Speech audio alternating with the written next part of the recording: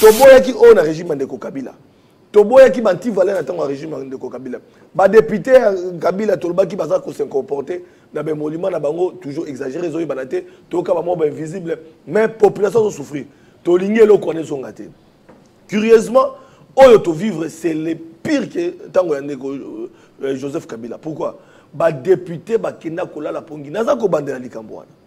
Ba député ba kina kola la pongi et ça langa passe comme na mokonzi na congrès pongi ya botondi ba tata ba lali pongi mokonzi mboka koloba ba komi ko sieste liboso mokonzi le numéro 1 ya mboka asangisi bino na congrès devoir na absa la bilan yo député kina koloba la population okolala ba député na biso o wana obiki na vacances parlementaires ba yakate bayaka yo so mona député na vacances parlementaires ya ko sani biso ya lukunga ba député na biso ya ba changu to ba partout parce que ngana lo mingi lukunga parce que la circonscription électorale nga ba député na biso ba tikala koyate vacances parlementaires na poto basi na bana na poto oya biso neto souffraka na bana bako se filmer na ba avion na biso lewa na bala ki se biso ne ba ba poto voilà peuple a souffrir ba député wana ba ibaka te un jour ba cause la redevable devant population.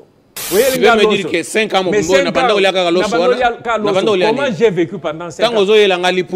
Le président de la République a donné le ton. On ne soutient pas les candidats, mais bats-toi avec tes propres moyens. Nicolonio Soyo ba réseau ya communication bazali koyiba biso ba méga chaque jour. Papa, au check 10 gigas à la minute. Même na ba transfert. Yo mona ta député moko na télé attaque akende ko interpeller société wana ke azon c'est biso ba méga na biso. Non mais il y a un ministre qui gère le secteur authentique azali. Mais est-ce que balandela bazali koya bakabela ka biso ba 20 000. To yebi opération na bango mingi surtout na nini na funo bazali kabela ba 20 000. Yango na félicité. Tokozia 20 000 wana tolier. Yango na félicité mon konzamboka. Lelo na comprendre na félicité mon konzamboka. Lelo na félicité mon konzamboka ni aboko pesa bango bonga campagne. Bokende ba bunda ba sentinelle. Population a tranché. Mais ayebi po ni na boyiko pesa bonga campagne. Mais papa, basungi bino pesa misala, bazana bonga pesa bino. Bo détourner, bo aider mon konzamboka te azazo bate. Potozala na yo, potozala na union sacrée, futa biso autant. Potozala na union sacrée, futa biso 50 000 par mois, 50 000 par mois. Mais bon ça la futa 50 000 par mois. Ma ponomi yango ye ba pesa yo sur campagne pona nini ayu manabino te Fati Béton Seni puis tu que Seni est indépendante c'est à la Seni de nous dire sur l'élection et kozalato et kozalate ce n'est pas la population ko imaima ko pesa ba un fox ba un tox ba nini pona ko décourager population. Lelo ba député wana. Et puis Mikolo bazongi gentillesse moko. Bazo pesa ba 20 000. Bazo pesa ba 20 000. Sogo bengi ata 0 ya ba téléphone. Bazongeli ko yamba téléphone. Ba ye ba pesi bino bozwa.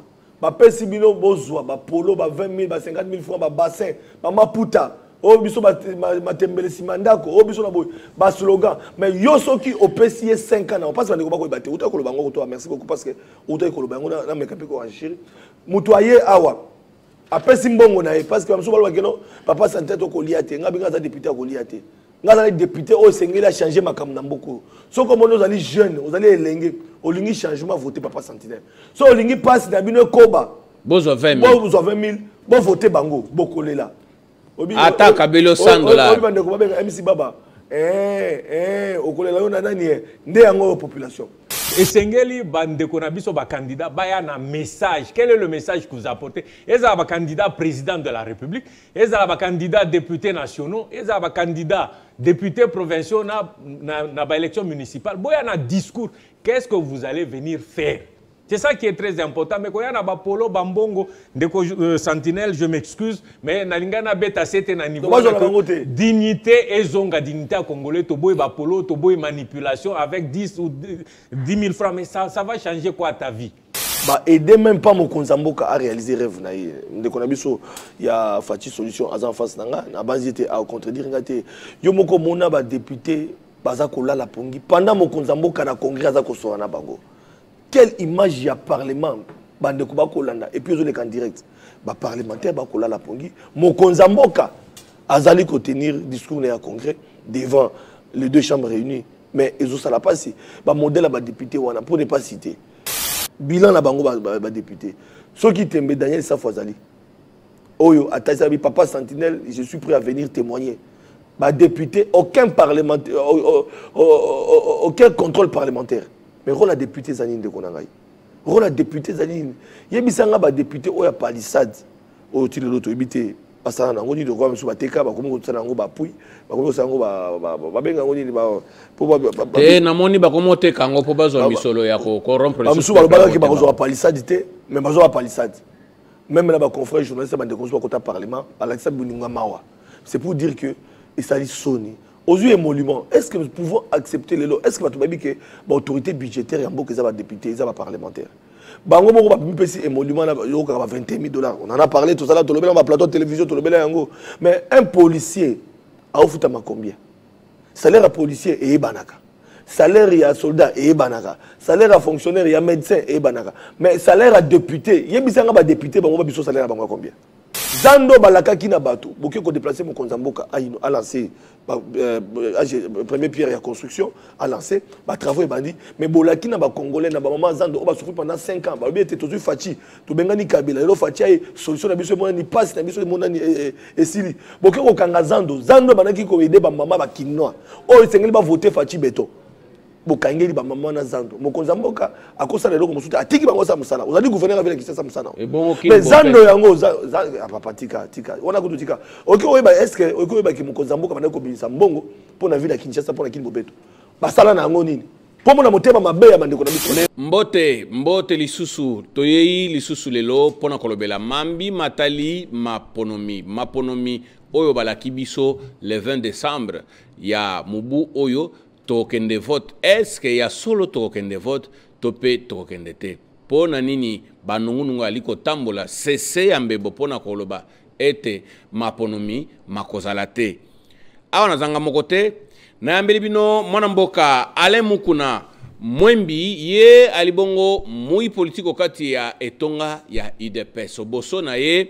na koyamba pe Flavien Rusaki oyo boyebi deja sinzili na bino a lobelaka bino mingi kasi yepe a postulé lokola candidat député national na circonscription électorale ya Lukunga onamba ya 531 na pesi bino mbote alors ma tondo mingi to banana na mwana mboka ale mukuna mwembi yo ozali moi de pes bino banso boko mibenga ba communicateur ya union sacrée ya IDPS toko mitunaka ba communicateur ango to pe communication ngo bochela yango mukoloto na lolenge ya contrat to pe ali obele mutunyo sosoka alale ala moki ngai communicateur mutunyo salale ala moki ngai communicateur quand bien même ezali pe patriotisme kasi yebisa na nubiso bino ba IDPS lelo toko zela bino maponomi boko vrandi na mono lati chemise olobi voter 20 fachi solution na nani. Merci beaucoup ndeko journaliste. Na sepeli lelo kozala na télévision télé 50. Na yo kaka sango ya télévision 50 na ba infrastructure nango comme l'une des meilleures télévisions, des meilleures chaînes ya Kinshasa même ya Afrique centrale. Lelo nga moko na tie makolo nanga awa ya solo nandimi que musala kitoko ezali équipement ezali bozo sala musala ya qualité. Vraiment, yango lelo na tondeli bino na pesi bino merci et puis na wakel bino ba fleur. Adage moko norvégien lobaka boakelanga ba fleur pendant que je suis vivant. Donc il faut pas attendre ce muto akufi po opesa ye ba fleur. Na kobakisa ya mboto banda na kota na mozindo. Proverbe mususu ya ba malaisien et lobi boye. La tortue na olimbolango na français hein? La tortue pond silencieusement 1000 œufs, il y a liki. Président, il y a qui liki mo nanani, mais maki, ça signifie œuf, tandis que la poule terrifie le monde lorsqu'elle pond un œuf, un seul œuf. Ça signifie quoi? Président Aza, loko la tortue, asala misale belé, mais dans le silence. Mais batou mususu, soit celle cas, moi mouké apesi mouké, faut abeng sa ba chaîne à télévision, ba sala makelele. À proprement dit, vraiment, je suis communicateur dans le sens été lelo ngana sinamona misale belé ya président de la République. C'est comme ça que nami pesi devoir républicain ya koya o défendre Bilembo ya président de la République, mais je n'ai pas la qualité à communicateur, ya union sacrée, il y a eu des PES, mais en tant que membre cadre à parti présidentiel, je me suis décidé à défendre Bilembo à président pour tout là qui sait que président a la torture à bois qui est belé 1000 mais makele les salama mingi penzate mais tu vas défendre tout là qui sait Bilembo président au asali na mandat naie Bilembo pe eza ebelé alors eza ebelé to banana net Bilembo nini ya liboso oyo na kopesa po na introduction bandaki na makambo etali ba élection Tokoloba depuis 2006 depuis que le processus électoral est banda en 2006 2011 2018 on n'a jamais organisé ba élection municipale. Or nous savons que le développement de tout ce qui soutient toute structure est à la base.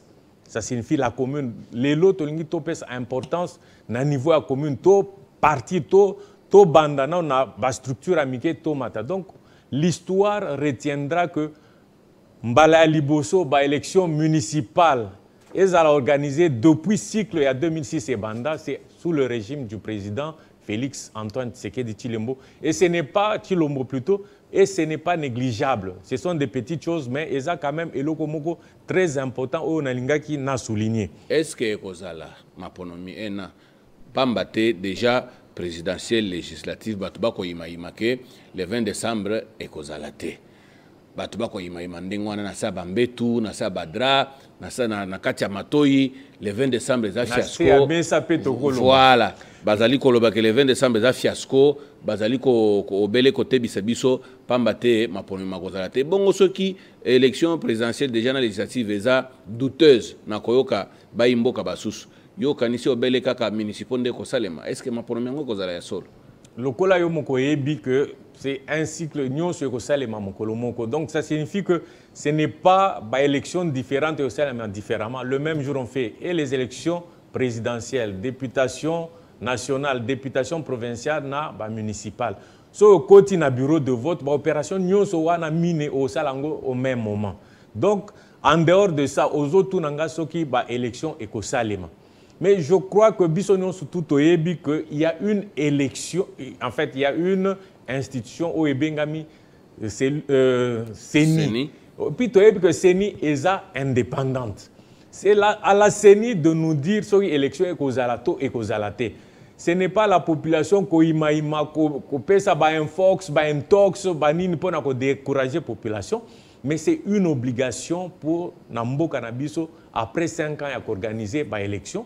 Le gouvernement a aussi des moyens nécessaires pour l'élection Salema le 20 décembre, élection Salema le 20 décembre, jusqu'à preuve du contraire. Organes où ils allaient attitrés pour organiser l'élection, nous avons l'obité que l'élection Kozala. Et nous sommes à 2 semaines des élections.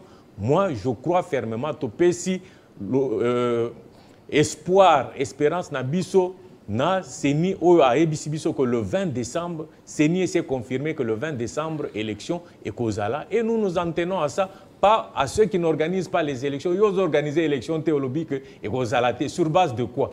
Oyo bazana ba fichier, oyo bazana ba moyen pour organiser l'élection balobi, élection est causala le 20 décembre. Moi je m'en tiens à ça. C'est ça le devoir républicain. Très bien. Wana ezali emoni selinao kasi to tanano ndeko Flavien Roussaki bandeko boyeba ke ndeko Flavien Roussaki o azali molobeli na bino banda kala amoni na pe bino pasi mingi na musala oyo ya kolobeli bino matin midi soir to betama na ba reportage to zwa ba menace de mort to zwa boy kasi to sala kakaka pona ko pesa bino makambo ko pesa bino pe masolo na ndenge elongobani lolenge ya ndeko Flavien Roussaki azali candidat député national na Lukunga na 531 kasi boyeba ke mwana na ye akufaki okombo ya Amos Roussaki oyo amonaki penza pasi ya plus d'une année et demie to 2 ans tolo bakaka mwana belaki makasi ngai moko na bika pe na loba na likambo oyo ke suka tota elo belenzambe kasi nzambe ye wana azwaki mokano ya kozwa Amos Roussaki ndeko Flavien encore une fois totombela ki d'abord nanu mes condoléances. Alors yebisa nanu biso ndenge nini ozali kosala na tango ya pasi penza nzamba otali kozwa mwana na yo mwana liboso lisusu oyo toko yebisa batre azwaki nanu poison empoisonné sima ya empoisonnement wana eye ko bende sous complication à santé kino nzambe asili kozwa molimo na ye ezaki ndenge nini?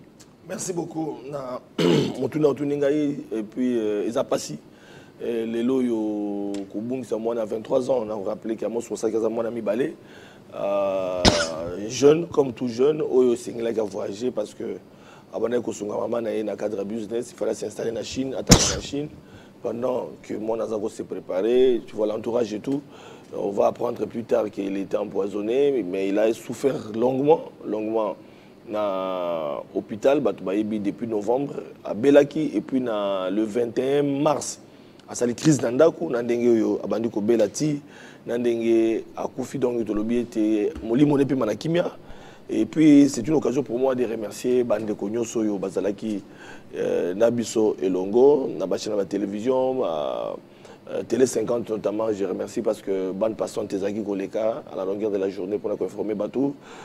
PES TV m'a accompagné également, m'a communiqué, confrère Nabiso à Prospérité, confrère Nabiso Congo Nouveau et les autres presse écrites nous ont accompagnés. Un grand merci à Yomoko, aux Alaki Nabiso Namatanga, un grand merci à Paul Toussoua.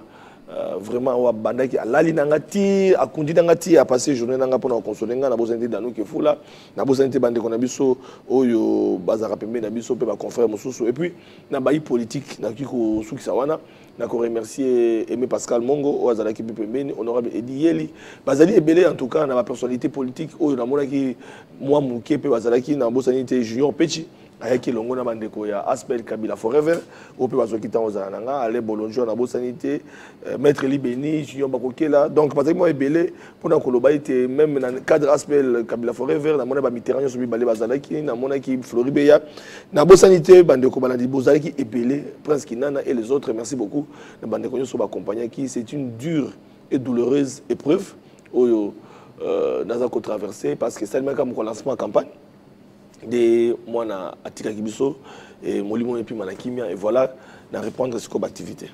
Est-ce que attaque ou reprendre activité est-ce que courage ezali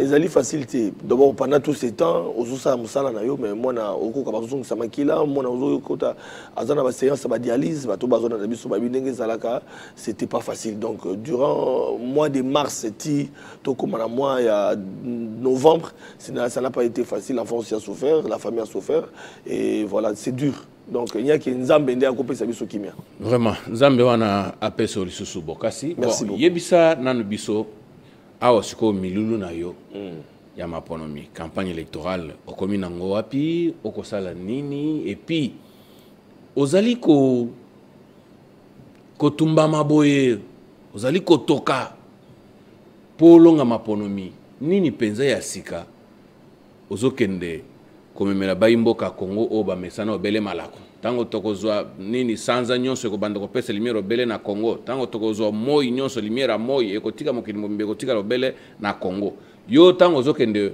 olaka ba électeur na oni omoni na koloba ite c'est une occasion merci pour la question pour ite na répondre na motuna wana d'entrée des jeux to vivre session ya parlement oyo ya mbala oyo en tout cas ils ont déception totale pour la population parce que Parlement Nabiso, Assemblée nationale, tout le baba député Nabiso, bah aider même pas mon Konzamboka à réaliser rêve naïe.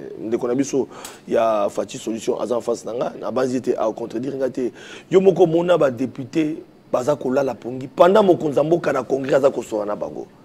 Quelle image y a parlement bande ko bakolanda et puis les en direct. Ba parlementaire bakola la pongi, mon Konzamboka azali ko tenir discours na congrès devant les deux chambres réunies. Mais ils ont ça la passé. Bah modèle à député wana pour ne pas citer. Mon kona bango le baka yango papa Molière le Malemba que j'ai salué en passant. Oh le baka était en tout cas ceux qui bazongi belé ko cause à la 5%. Ngande na bakisi peut-être pour la koloba était donc 90% ba travail te balier ba ko sieste na parlement. Un parlement oyo est-ce que oyebi ke ba député na biso ba tika ko ça la contrôle parlementaire à mon côté. Bilan na bango ba député. Ceux qui tembe Daniel Safwazali Oyo, Atazabi, Papa Sentinelle, je suis prêt à venir témoigner. Bah, député, aucun parlementaire, aucun contrôle parlementaire. Mais rôle à député Zanine de Konangaï. rôle ya député ezali nini yebisanga badéputé oyo ya palissade oyo ti lelo toyebi basala nango nini lokwa mosusu bateka bakomi kosala yango bapui bakomi kosala yango babenga yango nini namoni bakomi oteka yango mpo bazwa misolo ya kokorompre bamosusu balobakaki bakozwa bapalissade te mais bazwa bapalissade même na baconfrère journaliste bandeko mosusu bakota parlement balakisa boninga mawa c'est pour dire que esali soni ozwi émolument est-ce que nous pouvons accepter lelo est-ce que bato bayebi ke baautorité budgétaire ya mboka eza badéputé eza baparlementaire bango moko bapesi émolument yokaka ba $20,000 on en a parlé tout ça là tolobela ba plateau de télévision tolobela yango mais un policier aofutama combien salaire à policier eyebanaka salaire ya soldat eyebanaka salaire à fonctionnaire ya médecin eyebanaka mais salaire à député yebisanga ba député bango ba biso salaire bango combien ils ont passé sur banaté donc émolument na bango donc c'est pour dire que nous doit assister na ba député oyo asali médiocrité excusez-moi les termes et sengeli vraiment population a voté utile cette fois-ci a voté bato pona mbongo te ba elibino ba mbongo bozwa ba elibino ba polo bozwa ba elibino ba 20 000 francs ba sac ba bassin bozwa ba elibino mbongo ezali mbongo ya bino ba contribuable mais bon voter bateau et sengeli la place et sengeli pour ba aider Congo kende liboso ba député na biso ba aider mokonza mboka te ba député na biso ba aider mboka kende liboso te lelo ba député na biso ba zali incapable de interpeller ba ministre pour na kosuka ndeko nanga Jean-Marie depuis le camp ministre économie le kaka parce que question atona ngo Vital Kamerhe est-ce que ko bisa biso lelo yo mbisi ya Namibie kenda wapi mbisi ya Namibie ombongo bimaka ba député est-ce que balandela interpellation salema masango oyo bakenda ko somba na exemple ezali ebele oyo ba député na biso même ko interpeller ministre économie batika ko sala ngote ozomona batika ko sala ngote lelo oyo bakiko bisa biso ba poulet béton c'est une bonne initiative ya bandeko ba monaki était en tout cas lelo cette fois avec Fachi photo ba ko sala poulet béton c'était une bonne initiative mais ba député est-ce que va interpeller le ministre de l'économie pour batuna likambo ni komi wapi tout ça kosimbisa mokonza mboka touche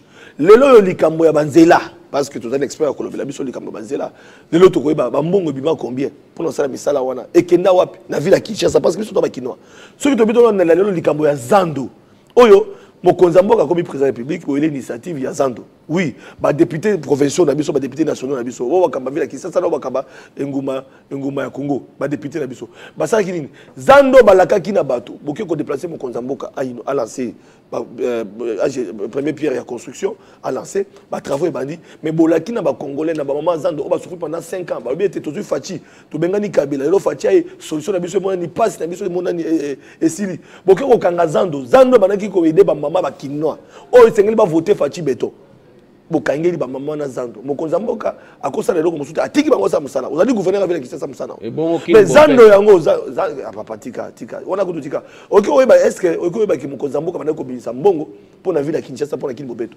basala na yango nini po mona motema mabe ya bandeko na biso mais muto aganga godembo ya ganga ba yibi balinga ba dembika non et c'est là où je félicite encore le chef de l'État parce que ngai so makamza malamu na lubaka tango andimi peut pas kanga même directeur cabinet de la pourcentage pour tout comprendre parce que sous d'autres cieux bâtisseur de cabinet bato kanga mati ba ben touchable tango boko mona batu oyo na PCP la lingeti mbote na musala zali ko sala tant que lelo yo IGF a sala contrôle là pona ko bimisa ba miyibi oyo bazali pembe na mokonza mboko musala oyo il fallait attendre accompagner na ba député et comme IGF va député pour tout connaître mais sont pour mon incapacité à musala ba député pour faire ça là parce que contrôle c'est que ba député ba salango IGF qui le fait le cours de compte aussi les autres mais les loba commission ba miyibi ba waza ko détourner mais bazo sala na bango nini na ministre de la justice ba ko sala bango nini okoka grâce présidentielle botia na ba liste pas mokonza mboka gracier akoko gracier na ba miyibi o ba bimi to biti besuka wapi donc c'est pour dire que ba député na biso bandeko balandi ba sali musala malamu te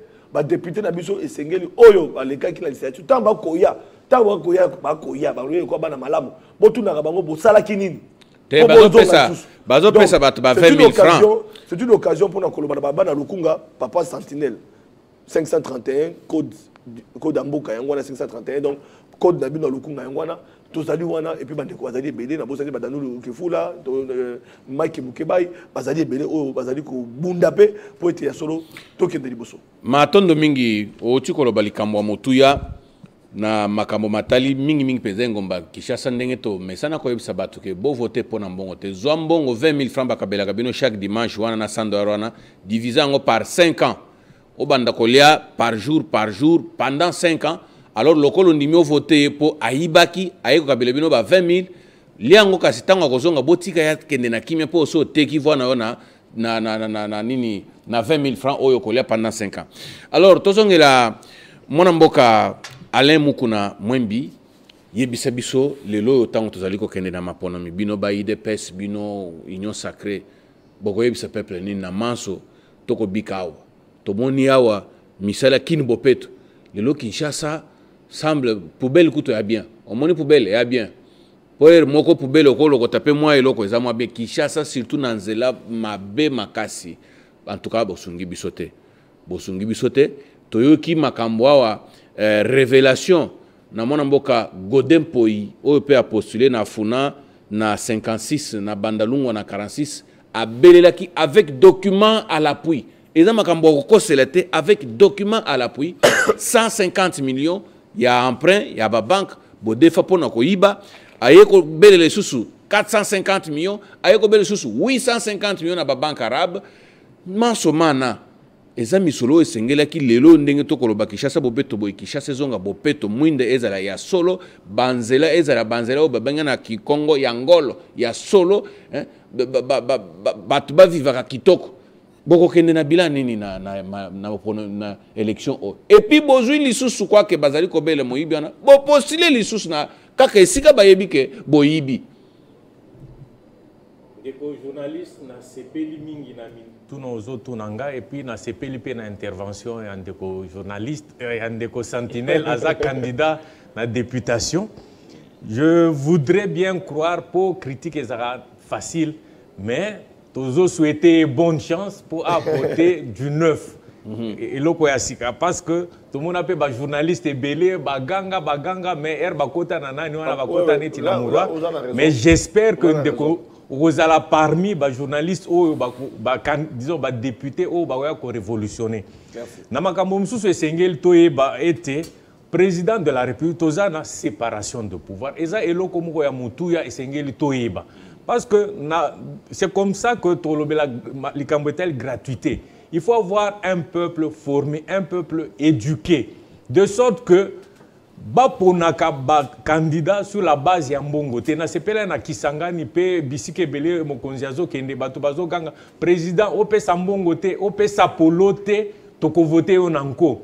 Donc au moins une mentalité à sika petit à petit et comme okota na esprit ya ba congolais na sens était que basi bamona que bato bayana ba polo bayana ba 20 000 francs banini bapona bango sur cette base là bato wana bakenda pe libela tout ça sans rentrer. Maintenant on sent de plus en plus révolution en mentalité comme on comprendre était bapolo na bambongo ba pesa biso c'est pas ça qui est essentiel. C'est pourquoi je voulais chuter avant na lobela ba makambo msusu na eloko mutu ya la base de toute chose c'est l'éducation. Éducation et où t'as na famille d'abord les seigneurs ba parents ba pesa déjà bonne éducation les premières vertus ya mwana et où t'as na famille donc biso nyonso ezala ndeko sentinelle ezala ndeko journaliste ezala ngai esengeli déjà to banda ko éduquer bana na biso na foyer en dehors ya foyer ba mécanisme mususu ya éducation ezala nini école maternelle école secondaire. Voilà pourquoi conformément à l'article 43 de la Constitution, article OESA de la Constitution depuis 2006, c'est seulement le président qui a pris le courage de décréter gratuité dans les établissements publics. On a le bien pour Batumoussou. Si vous avez intervenir, oh, gratuité, bakanisa qui est dans établissement privé. Établissement privé, est privé. Mukolo établissement, on a contrôlé, on a géré avec le programme institué par le gouvernement. Mais dans l'établissement public, le président a décrété la gratuité. Gratuité, on a permettre de récupérer 5 millions d'enfants. Au côté d'un circuit normal, il y a enseignement.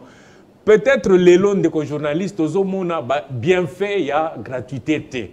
Mais dans 18, 20 ans, et que bota mbouma. Oui. S'il te plaît, permettez na sisango. Mbouma nango dans quelques temps et que monana. C'est peut-être avec le temps que ebandi komonana. Dans quelques années, on va voir que parmi bano bazaki abandonnés sur la route, au bazin a possibilité de classer to récupérer bango. Et puis 5 millions, ils sont nets. Il n'arrive même pas à 5 millions, ça suffit. Nous avons récupéré presque des pays entiers. Ici, bango na circuit normal, il y a éducation et enseignement. Il y en a d'autres qui deviendront des ingénieurs, des députés, et des députés bien formés, je le crois, et avec le temps. Non seulement gratuité, mais en dehors de gratuité, parce que gratuité, c'est un gars qui que ne belé comment qui belé na ba classe et puis ba classe à malongé zala quitté. Voilà pourquoi le président P a qui programme Moussoussouya développement de 145 territoires, développement à la base. Asia Bandi, et comme j'ai toujours dit, si vous avez que bilan Fatih est nul, je m'excuse, les journalistes, c'est peut-être nul, tant que aveugle. Gratuité, c'est une effectivité. Programme à 145 territoires, on n'a pas atteint encore le sommet, mais école, classe, les enfants sont en train dans des classes modernes, ils ont éclairé, pas comme sur des branches comme initialement ou bien sur des briques, mais on a commis petit à petit dans un système moderne. On va me dire qu'on n'a pas atteint la perfection, mais personne n'a jamais tout fait. Gana Lingaba les Mingi. Mais tout le monde a un grand joueur, Messi, Ronaldo. Au moins, peut-être occasion facile, ça va rater, ça arrive. Mais cela n'empêche pas que Baza est un grand joueur. Donc, Bissopé, on n'a pas la prétention de dire qu'on a tout fait, mais nous avons commencé. Dans le poto, on va toujours voyager à 1000 km et on n'a pas moko. Aussi, tu n'as pas à Alboso, il y a mis balai, il y a mis ça tout aux autres progresser. Côté à gratuité, peuple azali koboa que les bino fololo, pambate. Tomoni penza mabote belé o bana banda kotanga tele le bana bakomo tanga tomoni pe nanzela ya service national projet na yango ya 10 écoles par province et c'est botimbu makasi na espace ya Grand Kasai wana ba école plus de 15 20 écoles et c'est tongami déjà c'est yambi bana bazali kotanga na ba conditions kitoko pe ezali kokoba parce que ezali kotala toutes les 26 provinces 10 écoles par province. Alors, ce que bana bazali ko bazali ko mituna mingi pour le bil comme gratuité de l'enseignement à Kinshasa et pesi afflux ya bana na ba école ya Mbulamatari pamba tetango zolo bana lopoto école publique mutumso organiser école publique ezaka ko eza polele ouvert à tous les publics qui dit école publique c'est l'école ya Mbulamatari école ya l'état yibisana biso et pesi afflux makasi na ba école ya l'état siko afflux wana Batu bazali kobanga par rapport à la qualité de l'enseignement à soumettre aux enfants. Ndengeni ni bozali ko mis organisé pour être s'assurer la qualité de l'éducation, la qualité des enseignements et à coper sa bana. C'est pourquoi dans le qui parmi les œuvres et à président de la République, tolobeli kamba gratuité de l'enseignement, mais pour appuyer gratuité de l'enseignement et sengeli toza na ba ressources. Parce que il faut avoir des ressources. Les ressources, c'est cause à salaire, peut-être des dividendes, des bénéfices aux ça c'est quelque chose de très important. Mais c'est comme ça que dans le cadre, on a même lancé à gratuité, aussi aligner les enseignants et belé. On est en train de recruter des enseignants et puis aligner bango ba futamaka. Et puis, problème étali, qualité, je crois que c'est le cheval de bataille. Nous avons commencé à continuer, mais c'est qualité, c'est comme si bazo lié gratuité de l'enseignement na qualité. Qualité enseignement, nganaza directeur quelque part dans une entreprise de la place. Au moment que eza batumusu basi sa ba université avant même gratuité et comme mais sotali niveau na bango eza na seming. Donc problème à qualité c'est bandé kala, c'est pourquoi le gouvernement a décidé de commencer à veiller aussi sur la qualité, avoir d'abord enseignants outillés, qualité outillés et puis même l'environnement pousse quelqu'un à faire un travail de qualité. Très bien. Ezaki na okaka moi parenthèse tozonga siko na bilan o bozali ko kende bete na biso masolo infrastructure. Tomoni penza na terrain ezala infrastructure routière hospitalier talape par rapport à mutango baimboka Congo est-ce que bolongi penza tolongi penza parce que je vais dire le bilan est positif. Positif ne veut pas dire 100%. Pour batumsusu ezanetiso balobi muto distingaki distinction au bandi par exemple on a 80 grandes distinctions au mati. Mais ça signifie que eza processus nazo un système mingi na likambo to bengi processus. jour mususu tokoya na kosenga na ndeko journaliste obeng sanga poto kota na mozindo ba makambo mususu po lelo toya olobela makambo ya bilan na cadre ya bilan to banda nanu a na Kinshasa eza du point de vue de santé eza du point de vue ya gratuité ndena pas plus loin que avant-hier le 1er décembre na monaki ministre Tony Mwaba akende ko inaugurer école moko batongi na camp naval côté à je crois côté à est côté à Barumbu. Donc il y a déjà une école moderne au Babengi na Kombo ya président Félix Antoine Tshisekedi Tshilombo na camp militaire. So non loin de là, toye awa pembeni na biso hôpital général de référence Mama Yemo. Toye ba kezai ba Mama Yemo batu bazali ko mituna botongi to bo réhabilité pamba te tant to kende kona balinga tokota te yebisa na biso botongi to bo réhabilité. Eko journaliste yoza journaliste investigation ozomona même na ba réseaux sociaux non seulement ba réseaux sociaux nga naza mutu ya tembe ermo na mibenga ka toma po na linga na mona na miso nga moko na kenda Mama Yemo na moni bâtiment ya sika eza réhabilitation ou bien kotia couche ya peinture te parce que Mama Yemo toyeba ki ezali ba maison basse mais c'est quoi eza immeuble mobimba et tongami morgue ya sika ezali avec une capacité si je ne me trompe mes chiffres ne me trompent pas 500 lits donc ce n'est pas peu de choses wana eza première phase en dehors la phase wana ba partie musu etikali ba raser ngo po ba tonga na hôpital ya sika et avec les normes standards internationales en dehors hôpital wana so toke na Kanchach na vraiment je m'excuse il fallait na présenter pe ba condoléances na ndekonanga Sentinelle na épreuve à auto connaître na période de campagne vraiment mes sincères condoléances surtout c'est toujours dur à perdre moi na mukolo na ajoana makamba ba poison to yeba ki yango na mboko malheureusement ekoti mais to combattre yango kaka so toke na Kanchach hôpital moderne ba militaire ezali ezo soigner ba militaire ba dépendance na bango ba blessé de guerre et puis en passant je dois vous dire que ancien régime etika ba blessé de guerre na ba montant à $35 000 35 000 francs congolais plutôt mais na ngonga ya lelo ba blessé de guerre ba comme besoin plus ou moins 250 000 francs wana eza information na PCO so tchetembe kendo vérifier donc vous voyez que les blessés de guerre on n'a pas encore atteint le niveau voulu, mais Tolongwe na 35 000 francs congolais, Tokomi na 250, c'est presque augmentation de 8 fois plus ou moins. Donc ça c'est très important. Yo tunaki na Ngomba Kinshasa, est-ce qu'il y a des œuvres? Oui, il y a quelques œuvres qui ont déjà commencé. Et comme on dit, on ne peut pas tout construire en un jour. Ezanda konga awa nazo tonga na ebike okoyembele biso elengesa mais elengesa ngomi tukanyo so Kinshasa kendo tambolo be na elengesa te quand même. Mais Elengesa, d'abord, c'est une voirie très importante et nécessaire. Et si Elengesa, na ebité des journalistes au mona place à Elengesa avant. Pour Makamomsu Tobeta Masolo, sans avoir vu situation avant, na situation après. C'est pourquoi biso na cadre il y a entreprise, c'est tout ça toujours ba photo avant. Pour naebi des entrepreneurs à Salaki wana kende au moins ba photo avant na ba photo après pour comprendre que nzela wana elengesa eko ezo permettre na bandeko na biso ya monga fula bandeko mususu ya UPN bandeko bafandi na lemba batu nyonso babando kendo zo boulevard Lumumba pour baya na ville et comme il raccourci donc c'est une voirie où eza vraiment très capitale ils ont permettre ya ko désenclaver boulevard Lumumba et permettre pe bandeko na biso ya côté wana bazo ba raccourci ba comme la ville facilement en dehors ya elengesa so komika na deuxième entrée à Fikine Ozuik avenue Kikwit eza ba projet mo depuis indépendance tilelo gouvernement mon côté etika kotia ba moyen na avenue Kikwit mais siko avenue Kikwit est commis une réalité. Il y a une semaine, le Kola na Yepsakio, moi je suis Saint-Thomas na Ingana Monango, na kende deuxième entrée à Fikine, na zui Kikwit, na landi Kikwit, bande konabiso, il leur était impossible na tango ya kala asomba mutuka parce que c'était impossible d'arriver là. Mais nos frères là peuvent acheter même des véhicules, arriver chez eux.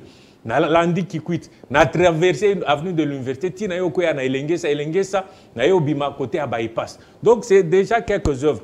Ba voirie mususu ese salama na osenga na obeng sata mususu ndeko DG ya voirie ya OVD aya ko expliciter banzela ebele o etongami en si peu de temps. Mais plus banzela ebele zo tongama mususu peza liko kufa osomoni avenue Kabambar eza penza eza lisusu avenue te Soko tali kutu avenue Wileri oyo kutu Wileri Kino Boulevard awa.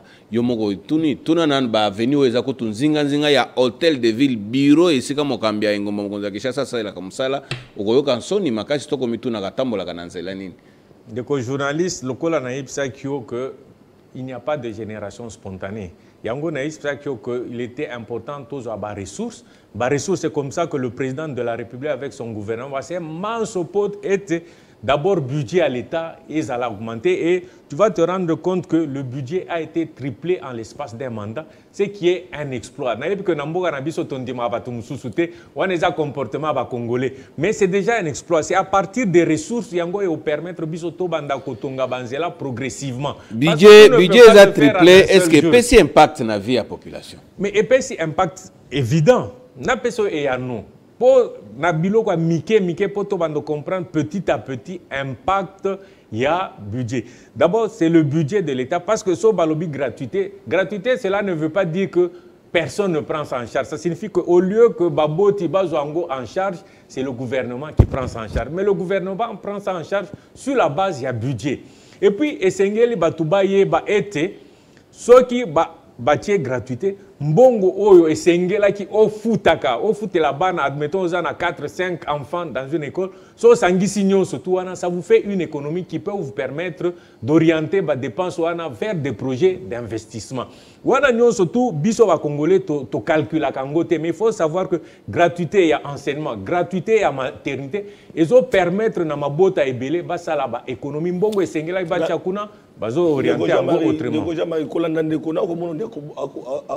banga koloba makambo sembo po telelo likamba balabala likambo oyo débat uta ko salema kala mitela ba plateau de télévision ya Kalambambuji tozana Kasai mama ya banzela bino batami kana route Kalambambuji tilelo misala elala mbujima ikananga misala elala ya 145 territoires est-ce que ça solo bakongomani bakolanda biso kobikela yango wa 145 territoire yango bosala territoire ni c'est litoye ba penza kino voilà la mandat na soufa chibeton to sala ki boye na ba province yo kotanga ka elengesa non elengesa to banena engomba Kinshasa pourquoi biso nyonso tout ofandi awa na Kinshasa de sorte que ba information on a pesi tout le monde peut aller vérifier mais en dehors il y a ba réalisation au totangi awa na engomba Kinshasa il y a beaucoup d'autres réalisations territoire nini wese yamba misala na banda d'abord ba territoire mususu avant na pesa ba exemple les belé parce que ils ont un programme tout ça programme il y a réhabilitation à Banzela na Grand Bandundu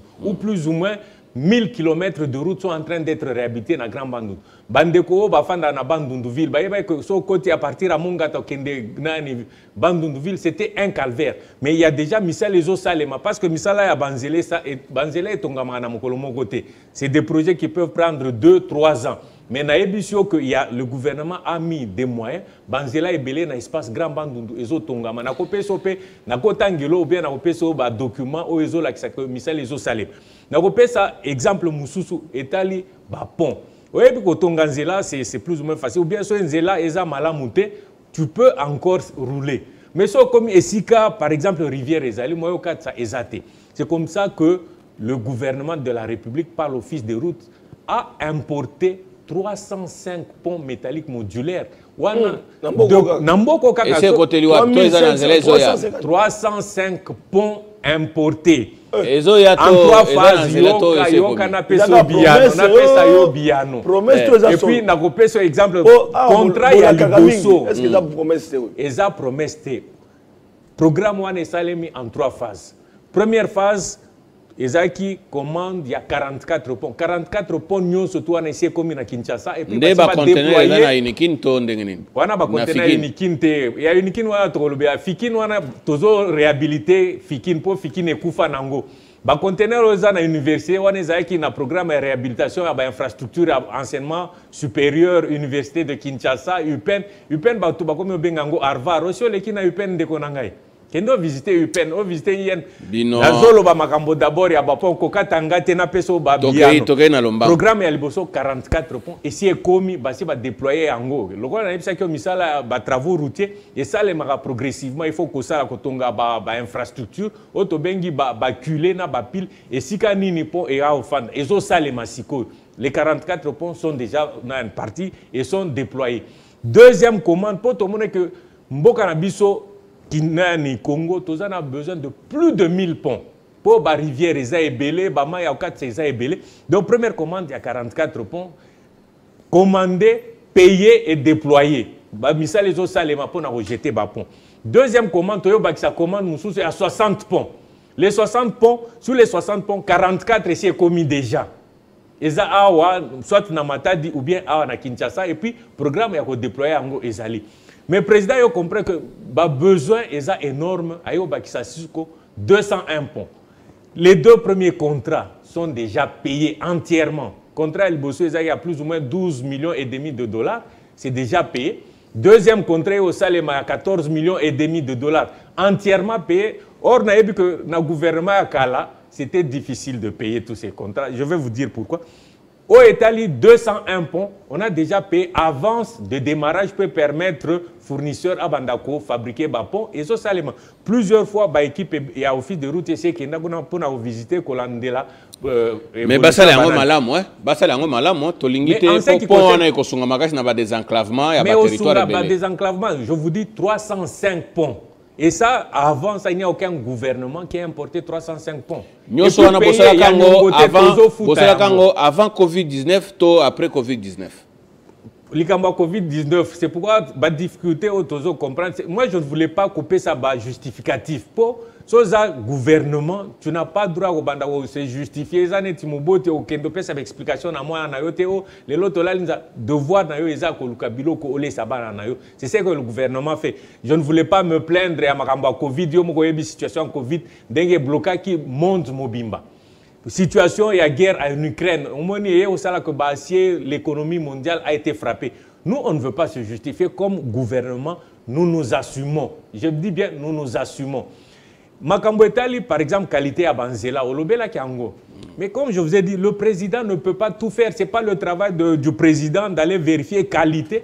Donc, Essengeli n'a pas d'entreprise au Bazo Salamisala. Essengeli n'a pas chargé à contrôle. Bazalaka, sérieux. Et c'est pourquoi moi j'ai salué les premières actions au lobby Maramba lutte contre la corruption. On sait que la corruption c'est côté congolais na Mississa. Petit à petit, il faut tout ça la bango, tout désintoxiquer bango pour la corruption. Et nous saluons la remontée à IGF. IGF a bloqué contrôle avant il y a contrôle après nani. Bossi Bossel ba dépense ba contrôler après on a constaté ba abus et belé. C'est quoi IGF a commencé à contrôle a priori. Avant dépenses et salement, IGF a contrôlé et ça nous a permis de faire vraiment beaucoup, de conserver beaucoup d'argent. Merci beaucoup mon amboka Ale Mukuna, Tokatsana Nongambo Yandeko Flavien, Oazali Sinzili Sentinelle ya Bana Lukunga na namba ya 531. Yebisa na biso talaba député au Bozali kende ko remplacer. Les loyo mingi bazangi courage kutu ya koloba kaka boyeke mususu kutu baboyeko postuler na bango po bayebi ke tokende wapi bisika nyoso baso bayebi ke to yibaki mbongo bisika nyoso baso bayebi ke to kimaki base yo ozana base nini tope base wana okolaka bango nini yo kokima base te omoni likambo ya élection tozokende population sa fungoli miso parce que papa Sentinelle attend que Sentinelle ba tumi ba comprendre nga te pour nani ba benga nga Sentinelle de la République parce que ba to ba moni régime changé fait Tshisekedi azana pouvoir bandeko ba journaliste ba qui parlement ba journaliste engagé miso batikali na terrain et to benga maki engagé parce que to bundisa banti valeur on n'était pas contre un individu mais on était contre un système mais qu'est-ce que je m'étais dit nabi bon awa tozui Félix Tshisekedi président de la République fils biologique de Tshisekedi oyo abunda soki biso ba oyo tozalaka na bitumba c'est parce qu'on a cru au fait docteur Tshisekedi na bitumba banti valeur mais on s'est dit il faut qu'il y ait une sentinelle. Est-ce que Makamezo Kendenge Sengeli, Toboya qui on a régime de Kabila, Toboya qui banti valeur dans le régime de Kabila, ba député Kabila Tolba qui baza ko se comporter na be monument na bango toujours exagéré zoyi banate, to ka ba mo invisible, mais population doit souffrir. To ligné lo connaît son gâté. Curieusement, oyo to vivre c'est le pire que tango yandeko Joseph Kabila. Pourquoi? Ba député ba kenda kola la pongi naza ko bandela likambo wana.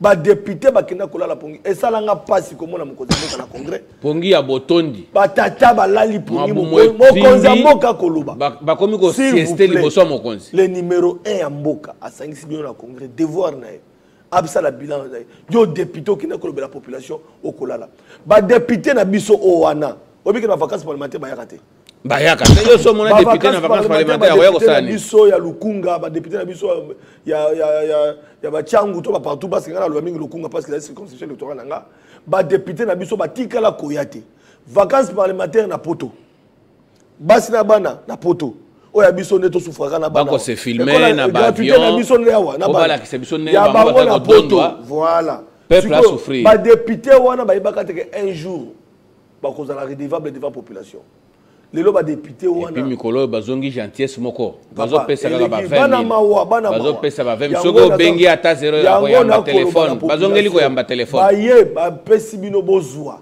ba pesi bino bozwa ba polo ba 20 000 ba 50 000 francs ba bassin ba maputa o biso ba matembelesi mandako o biso na boy ba slogan mais yo soki opesi 5 ans parce que ndeko ba ko baté uta ko lo bango to merci beaucoup parce que uta ko lo bango na mekapi ko enchiri mutoye awa apesi mbongo na ye parce que bamuso balobaki no papa santé to kolia te ngabi ngaza député akolia te ngaza député oyo esengeli a changer makambo na mboko soko omoni ozali jeune ozali elenge olingi changement voter papa sentinelle so olingi pasi na bino ekoba bozwa 20 000 bovote bango bokolela ata kabelo $100 obi bandeko babenga MC Baba okolela yo na nani nde yango population toboyi lobi o benga papa sentinelle to député ba koyate papa sentinelle to okili kambo boy to okili kambo ata kabelo $100 ko pese carte d'électeur zwa $100 wana divisé ngo par 5 ans na yo donc yo zui 10 000 francs oteki 5 ans na yo na député oyo la vacances parlementaire mais député a dépensé mbongo le baki yango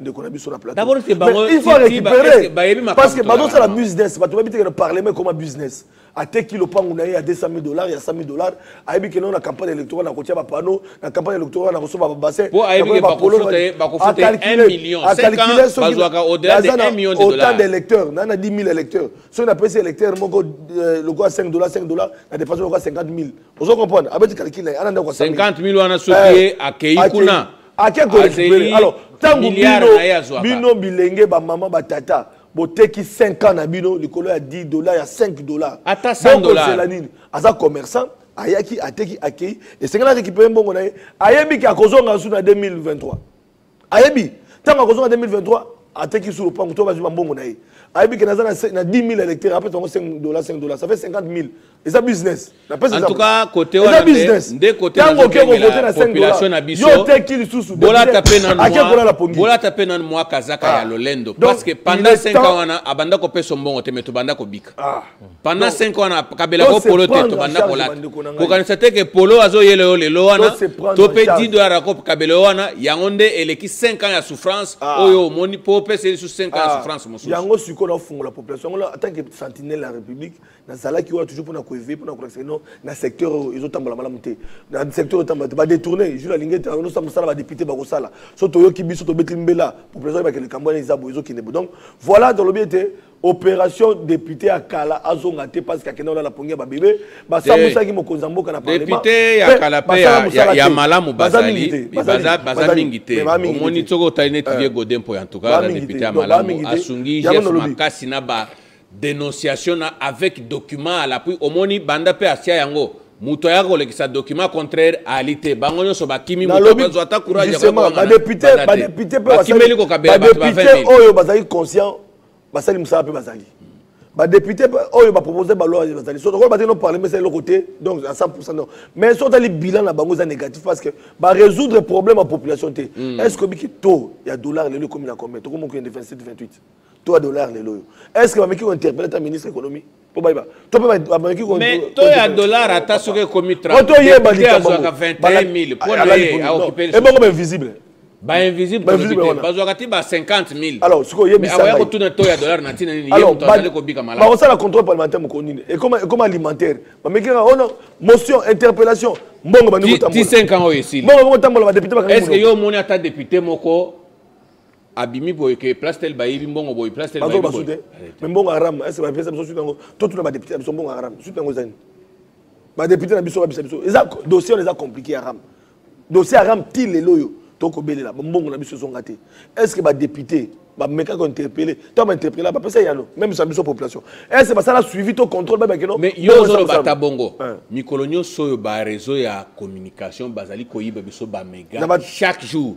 au check 10 giga à la minute même na ba transfert yo mona ta député moko na télé attaque ya kende ko interpeller société wana ke azon c'est biso ba mega na biso non mais il y a un ministre qui gère ministre secteur authentique azali mais est-ce que balandela bazali ko ya bakabela biso ba 20 000 to yebi opération na bango mingi surtout na nini na funo bazalo kabela ba 20 000 yango na félicité tokozia 20 000 wana tolier yango na félicité mon konzamboka lelo na comprendre na félicité mon konzamboka lelo na félicité mon konzamboka nini aboko pesa bango bonga campagne bokende babunda na papa sentinelle population a tranché mais ayebi po ni na boyiko pesa mbonga campagne mais papa basungi bilo pesa misala bazana bonga pesa bilo pour détourner pour aider mon konzamboka te azazoba te potozala na yo potozala na union sacrée futa biso autant potozala na union sacrée futa biso 50 000 par mois 50 000 par mois mais bon ça va futa ko 50 000 par mois maponomi yango ye ba pesa yo sur campagne pona nini ayu mana bino te Fati Beton tozongela mwana mboka alemukuna yebisana na biso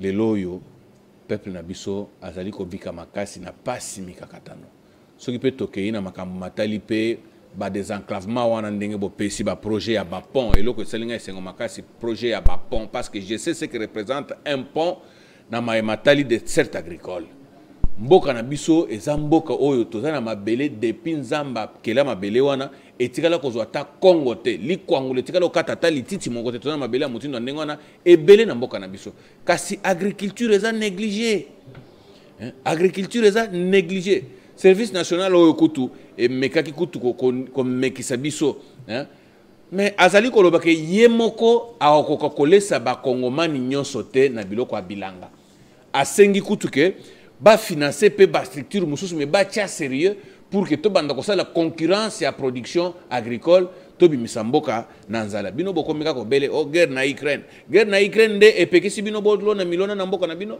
guerre ya Ukraine nde epekisi bino bosala bilanga olobi nini ndeko journaliste yambona continuer na lingaki peut-être nazwa maloba muke ya ndeko Sentinelle. Moi personnellement lokola lobi azolanda lokolo ya Kondo Etienne Tshisekedi Mulumba oyo abando lutter contre les antivaleurs. Moi je pense que le discours d'aujourd'hui pour Nabino ba candidat député Sengele Zala, on ne peut même pas demander à la population bozo ba 20 000 bo voter bangote. Moi je me dis quelque part ils ont sorte forme de corruption morale. Moi je me dis aux Zimbongo Amuntu, quand tu sais que tu ne vas pas le voter, c'est quelque part une antivaleur de Sentinelle. Sentinelle, n'a reçu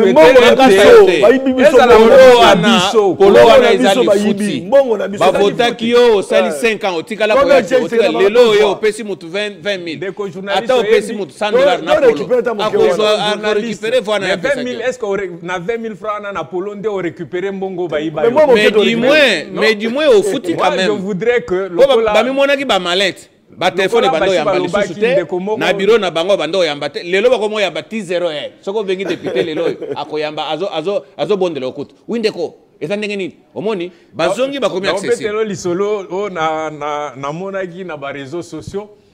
Moi na moko en fait son ancien professeur ayobi ma député ba kutani jour moko son ancien professeur azobenge yaya.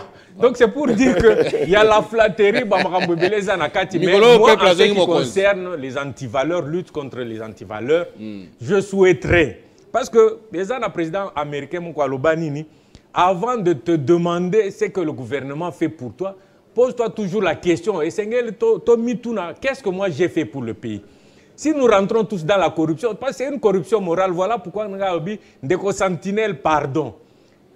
Na campagne na yo kende yebisa batu bazwa polote bazwa mbongote, c'est ça qui va commencer à nous redonner de la dignité.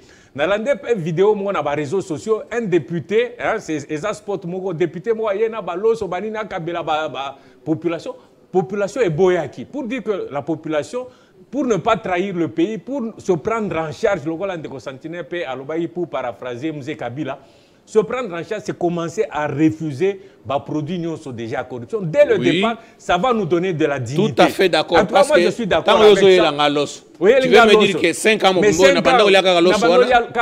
comment j'ai vécu pendant 5 ans? Donc, moi, je suis d'accord et le président de la République a donné le ton. On ne soutient pas les candidats, mais bats-toi avec tes propres moyens. Voilà. Ça peut exemple, avant Nazongela Marambo Tuninga, je connais le feu Banzamukala Esungu. Il était journaliste comme vous. Mais Banzamukala Esungu, comme c'était un homme du peuple, comment il a été élu? Dans le Katanga Lubumbashi, il a été élu, il n'a pas donné des polos, il n'a pas donné aux gens. Mais les gens ont cru dans le message. Candidat député Nabiso Alelo, message Nini Bazo Pesa. Parce que le président de la République, il a un message qui est fort dit, nous devons être unis.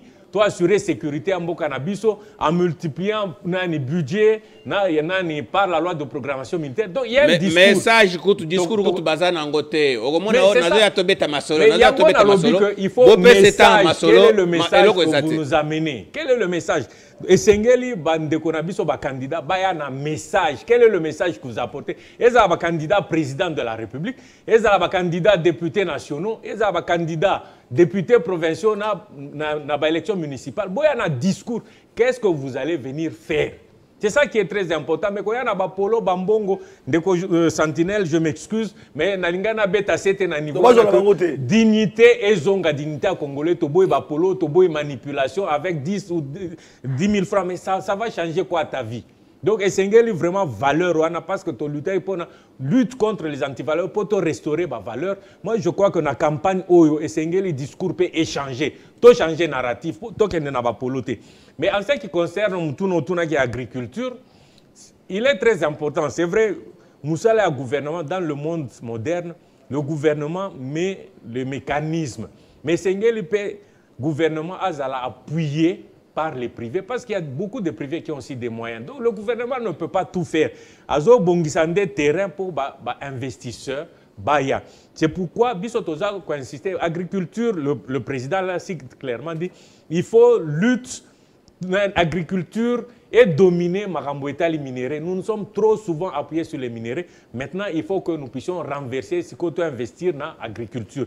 Mais agriculture, dans ce pays, moi je peux vous dire, par mon travail, j'ai pu avoir l'occasion à Otambola, dans ma province, dans les fins fonds. Il y a la population de travail.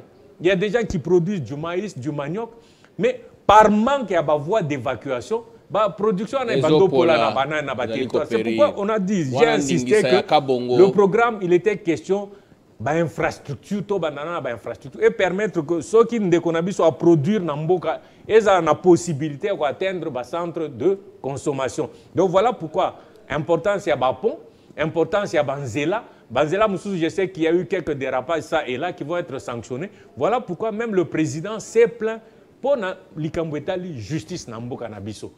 Il faut que les magistrats, il faut battre la bise au peuple. Quelle a été leur part? Est-ce qu'ils se sont assumés par rapport à ce dossier? Ce n'est pas le président, il a dit séparation de pouvoir. Le président a dit que ça peut être une injonction. Nous tous, nous allons nous plaindre au président de faire une injonction. Et c'est la justice mise en charge, ils doivent se prendre en charge pour rendre la justice et la justice correcte. Merci beaucoup. Merci beaucoup. Ndeko Sinzili. Kaya Mike Mukebai, l'enquête dans la Cour constitutionnelle, et ça déjà plus de délai. Nandeko Stanislas Boujakera, ceux qui peuvent pas couper les mailles dans les vins. Biso, je ça, na biso esuka kana sango. Kaya qui parle la moto, il y a peu perdre. Alors, Ndeko Sinzili, to komi na suka. Kaya Salomon Escadé là, donc basé belé. Sokomi, to komi na suka émission, est-ce que ça na moi il oba suka. Alors, message nanga suka ko zala boye bande ko nanga lukunga. Toloba qui était cette fois-ci Monguna Kotate. Na Lumbango. Monguna Kotate, Mupaya Kotate. Bauta kana bango na ba district mususu ba yokoluka ba vona lukunga. C'est comme si dans lukunga tu as ba lobelité. Avant na kana commune mususu hors district ya lukunga mais ayeko luka. Ba mususu ba vanda lukunga ba keko luka na Tchangu. Mususu ba vanda kana Tchangu ba keko luka na Muamba. Ezali ba désordre to fungola miso. Alors pona bande ko lukunga na ebisibino programme na biso to banda caravane motorisée déjà parti ya lobby to kotambola lukunga ba commune mususu commune nyoso pour na solo na bino far code 531 le choix du vrai changement papa Centenaire de Flavien tokutana bino parce que tokosola bino tout le long ya nazana un message à kosola bino ba base nyoso ya lukunga bana commune ya Kitambo bana commune ya Mongafula bana Ngalema bana ya Gombe bana ya Lingwala bana commune ya Kinshasa bana Barumbu 7 communes tokotambola na kosola bino porte à porte pour tout beta masolo cette fois-ci mon ngundate to voter utile to voter code 531 papa Sentinelle de Flavien et vous avez la chance ba mona ombozo na mbozo po mingi ba mona ko beleka na bilili à partir à lundi mardi na kotambola ba commune sur na kosola na bango. Merci beaucoup Alain Mukuna Mwembi est-ce que vous avez moi loba suka kaka muke kaka une minute to katara miso iloba suka ko zangate Ngongo Pesinga, ça ne m'a pas permis de pesa bilembo sur le président Fachi parce que ça nous prendra des jours. Le quoi na banda qui la tortue pont 1000 mais à ça a manqué l'été. Pour na kosuka na ko inviter population na biso candidat Zaka Moko, candidat na présidence et Zaka numéro 20. Na linga numéro 20 mingi po na nini. Parce que ngamoko na botama le 20. Élection eza le 20 décembre. Naturellement, le candidat, c'est le numéro 20, président Félix-Antoine Tshisekedi Tshilombo, et non pas certains autres candidats qu'on peut nous présenter. Kotanga Kaka, Kotanga Yapamba, Bazo Kokate. Donc, et puis rendre aussi hommage à la première dame qui donne des bourses d'excellence, parce que nous devons être un pays d'excellence. Elle ne fait pas donner seulement, si tu me donnes un pain, je vais manger, mais si tu m'apprends à pêcher ou bien à fabriquer le pain, à faire la boulangerie, j'irai plus loin. Et puis inviter aussi la population du Mont Amba à voter majoritairement le secrétaire général Augustin Kabouya, le numéro 769. J'ai dit, je vous remercie, honneur au président de la République, le numéro 20. Merci, merci beaucoup Bandeko Boyokaki, mitune zalaki ya biso, biano zalaki ya Ndeko Alain Mukuna Mwembi, wazali moi politiko etonga IDPS Nandeko Flavien Rusaki, o yazali candidat député national na Lukunga na 531, tozali kotombela bino nyonso bonne chance, tozali na batu o tokoki ko tchela elikia pona mbongwana ya solo solo ngai na sukeli awa kasi na kosenga bino bofungola miso pambate 20 000 francs polo liputa et koki kolesa yote pendant 5 ans tokeba e koki ko futela o frais ya santé te soko beltan okenda hôpital banda ba pesa ko 20 000 ya dimanche passé tilelo ezali susute ata o ba ko pesa dimanche kuna ekozali susute mais hier akozwa 5 ans akayi ko dondo yo tikali hôpital yo moko kelasi ya bana yo moko pasi no yandako yo moko pasi ya nzela yo moko koteka kutu pasi kaka bangwana nde bayaka susu kotungisa biso na koteka alors bo fungola miso kote wana to tombeli pe ba député mususu oyo ba yebi ko sala musala na lolenge ya Godempoi na Funa na 56 pe na Bandalungwa na 46 bo tikala malamu ndeko bo tikala malamu to tombeli pe bino ndeko Flavien Rusaki oyo boyebi molobeli senzili ya solo na 531 bana lukunga bobo sanate botika na malamu.